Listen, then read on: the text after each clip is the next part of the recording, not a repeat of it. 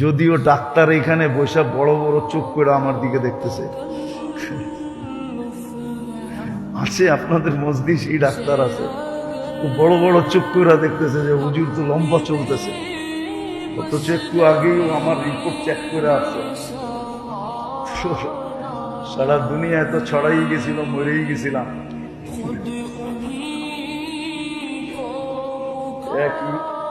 এক মিডিয়ালা এসে বলতেছে হুজুর আমার ভিউজ হয়েছে একদিনে 25 মিলিয়ন, শুধু আপনার মরণের খবর।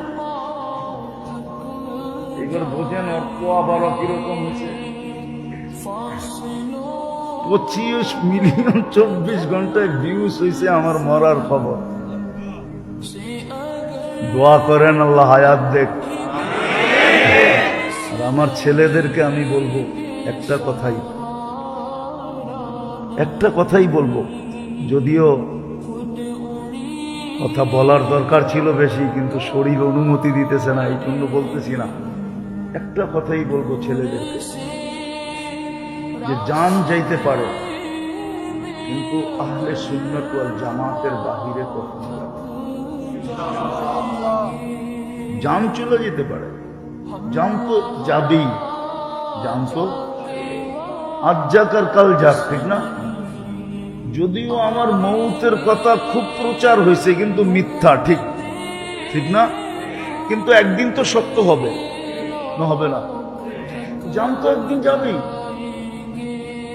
কিন্তু জান চলে যেতে পারে, কিন্তু কোনদিন আমরা আহলে সুন্নাত ওয়াল জামাতের বাহিরে যাব না। যদি এটার ভিতরে থাকো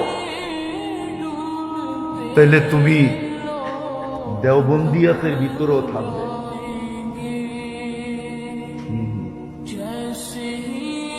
কথা বলতে মনে চায়, এই জন্য একটু বলতেছি, কষ্ট হোক আর যাই হোক।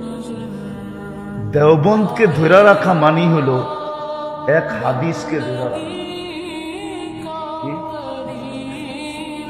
হাদিসে হয়েছে আলাইকুম বিসুন্নতি ওয়া সুন্নাতিল খুলাফায়ে রাশিদিন আল মাহদিয়িন।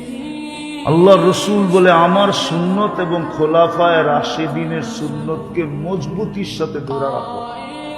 আর আল্লাহ দারুল উলুম দেওবন্দ তৈরি করছেন এই 4 খোলাফার সন্তান দিয়ে।